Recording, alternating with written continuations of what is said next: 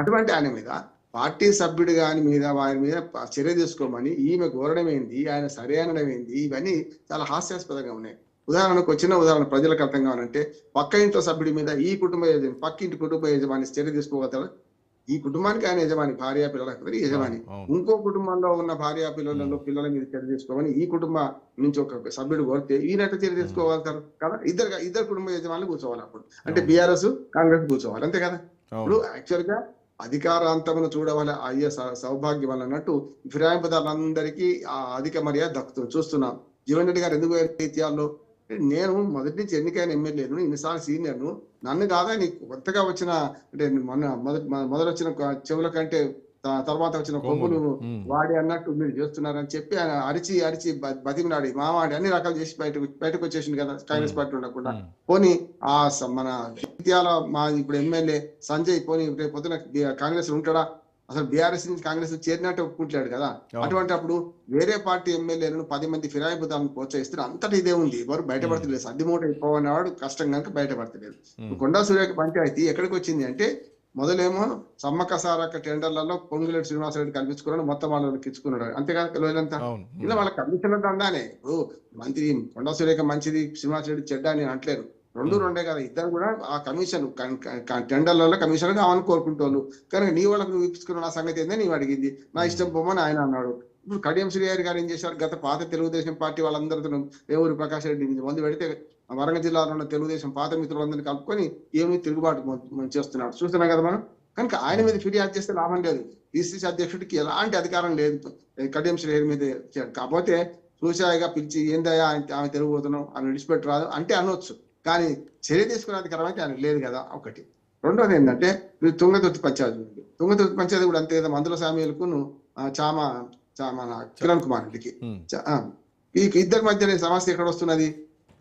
నల్గొండ జిల్లాలో ఉత్తమ్ కుమార్ రెడ్డి చాలా మహామహులు అందరూ నల్గొండ జిల్లాలో ఉన్నారు కాంగ్రెస్ పార్టీ వాళ్ళు. ఖమ్మం జిల్లాలో ఫిరాయింపుదారులు ఎక్కువ ఉంటారు. మన బట్టి విక్రమార్క గారు తప్ప కలెక్టర్ కాంగ్రెస్ వాది, తుమ్మల నాగేశ్వరరావు కాదు, అటు పొంగులేటి శ్రీనివాసరెడ్డి కాదు. వాళ్ళు ఇద్దరు ముగ్గురు 3 పార్టీలు మార్చిన వాళ్ళు. పొంగులేటి శ్రీనివాసరెడ్డి గారు మొదలేమో వైసీపీ, తర్వాత టీఆర్ఎస్, తర్వాత బీఆర్ఎస్, తర్వాత ఇవాళ కాంగ్రెస్. అట్లాగే మన తుమ్మల నాగేశ్వరరావు గారు ఎందులో ఏ పార్టీ వచ్చినా ఆయన మంత్రి కదా. గతంలో టీడీపీ, ఆ తర్వాత మనకు బీఆర్ఎస్, తర్వాత ఇప్పుడు కాంగ్రెస్ కదా. కనుక ఆ సమస్య లేదు.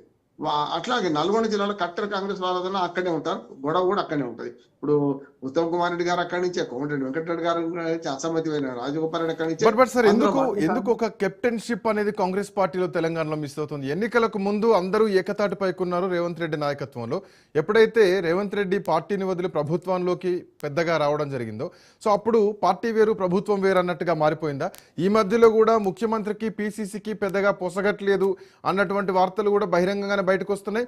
ఎవరు దీన్ని ఖండించట్లేదు. ఈవెన్ మంత్రులకు తలంటారన్నటువంటి విషయాన్ని కూడా ఎవరు ఖండించట్లేదు మంత్రులు.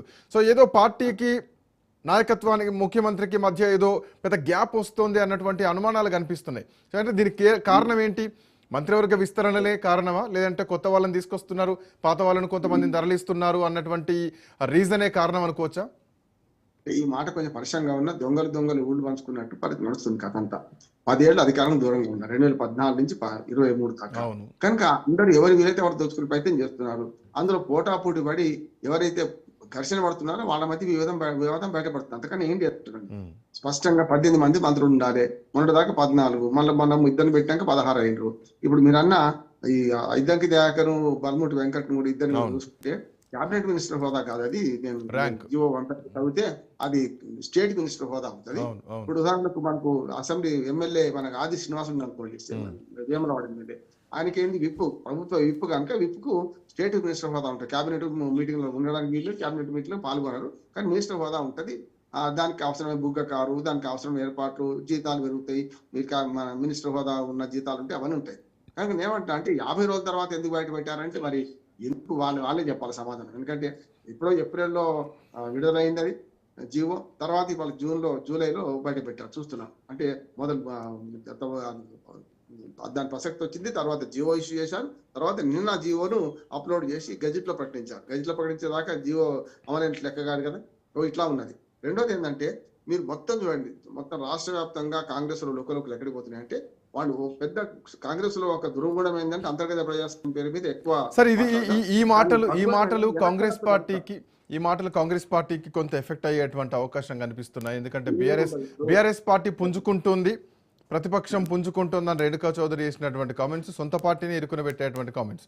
అటు కోమటిరెడ్డి రాజగోపాల్ రెడ్డి ఆయన తెలియకుండానే ట్రస్ట్కి సంబంధించినటువంటి మెంబర్స్ నియమిస్తున్నారు, అది సొంత పార్టీని ఇరుకున పెట్టేటువంటి కామెంట్స్ అనే చెప్పాలి.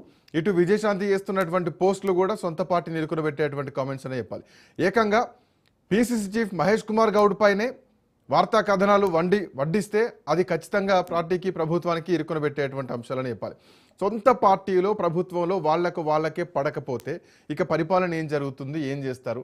సో ఇక మీనాక్షి నటరాజన్ ఇన్వాల్వ్ అయింది 2.5 సంవత్సరాల తర్వాత ఏం జరగబోతోంది? ఏమైనా చేంజెస్ ఉంటాయా? ఏకతాటిపైకి తీసుకొచ్చేటువంటి అవకాశం ఉంటుందా? ఈ పంచాయతీలు ఇట్లే ఉంటాయా? నా ఉద్దేశం అంటే ఎంత పంచాయతీ పెట్టుకుంటే అంత గట్టిగా వస్తుంది కాంగ్రెస్ పార్టీ. మీరు చూడండి, ఎన్నికలప్పుడు అందరూ కలుస్తామండి. ఇప్పుడు నిన్న ఒక క్లారిటీ ఇచ్చారు మహేష్ కుమార్. ఇప్పుడు నేను గజ్వెల్ పంచాయతీ అంటే ఏంటంటే ఈ మండలాధ్యక్షులు వేయడంలో డిసిసికి సంబంధం లేకుండా మైనంపల్లి హనుమంతరావు కల్పించుకుంది కదా. అయితే నిన్న కానీ మొన్న జగ్గారెడ్డి గారు కూడా తుంగతుర్తి పంచాయతీ దింపడానికి పెద్ద మనిషి ప్రభుత్వ మన పార్టీ నియమించి ఆయన వెళ్ళారు. అంతకంటే ప్రోటోకాల్ ప్రకారం ఎమ్మెల్యే ఫస్ట్, తర్వాతనే ఎంపీ అని నేను మొదటి చెప్తుంటాను. ఎంపీలు మన కేంద్ర మంత్రులు ఏమో హైదరాబాద్ కంటే రాష్ట్రాలకు వస్తే రాష్ట్ర ముఖ్యమంత్రులకు చెప్పాలి. రాష్ట్ర ముఖ్యమంత్రి కనుక ఢిల్లీకి పోతే ఢిల్లీలో కేంద్ర మంత్రులు వీళ్ళు వెళ్ళి కలవాల్సి ఉంటుంది. వాళ్ళ ఆఫీస్కి వీళ్ళు రారు, వీళ్ళ ఆఫీస్కి వాళ్ళు పోవాలి. అది ఇక్కడ కూడా జగారెడ్డి గారు స్పష్టం చేశారు. ఎమ్మెల్యే ఫస్ట్, ఎమ్మెల్యే మీద ఎంపీ అనేవాడు ఎమ్మెల్యే అడుగుజాడలు నడవాల్సింది, కానీ అక్కడ 7 పెట్టొద్దు అన్నట్టు క్లియర్ చేసింది. అది అట్లాగే ఇక్కడ మయంపల్లి హనుమంతరావు విషయంలో కూడా ఆయన క్లియర్ చేయాలి. ఎందుకంటే మండలాధ్యక్షుల నియామకంలో ఆయన 2 మండలాలు వేసుకున్నాడట. మరి 2 మండలాలు వేసుకోవడం కరెక్ట్ కాదు కదా అని దానికి నిన్న మహేష్ కుమార్ గౌడ్ గారు ప్రసక్తి లేకుండా వివరణ ఇచ్చారు. ఏమనంటే ఎక్కడికక్కడే డిసిసి అధ్యక్షుడితే పెత్తనము, వారు వేసిందే ఫైనల్ అని చెప్పిండు. మరి పొద్దున క్యాన్సల్ చేయాలి కదా, వేరే వాళ్ళు వేసినాయి అయితే కదా. అందుకనే ఈ పంచాయతీలు అంటే మన పూర్తిగా కాంగ్రెస్ పార్టీ ఎట్లా అయిందంటే ఇంట గెలిచి ఇంట బయట కూడా బదనాం పాలవుతుంది. ముఖ్యంగా ఇంటిలోను పోరు ఇంత కాదా అన్నట్టు పెద్ద ఎత్తున వస్తుంది. ఇవాళ మన మీనాక్షి నటరాజన్ కూర్చొని డిసిసి అధ్యక్షుల మీటింగ్ లో స్పష్టంగా చెప్పింది, మీరు ఏమనంటే బయటపడకండి, అనవసరంగా కడుపుతుంచుకునే కాళ్ళ మీద పడుతుంది, బయటపడకండి చెప్పుకుంటూనే అంతర్గతంగా ఉన్న విభేదాలు పరిష్కరిస్తామని చెప్పిండ్రు. మీరు అన్న విజయశాంతిది కూడా మాట్లాడుతున్నాం. విజయశాంతిది ఏంటంటే విజయశాంతి నిజంగా చెప్పాలంటే అధిష్టాన వర్గం ఆశీస్సులతోనే ఎమ్మెల్సీ వచ్చింది. ఆమెకి రేవంత్ రెడ్డి గారు పూర్తిగా వ్యతిరేకించారు కూడా గట్టిగా మాట్లాడితే. అంతేందుకు మనకు రాజ్యసభ సభ్యత్వం గురించి కూడా రేవంత్ రెడ్డి గారు తన మొన్న అయింది కానీ అంతకుముందు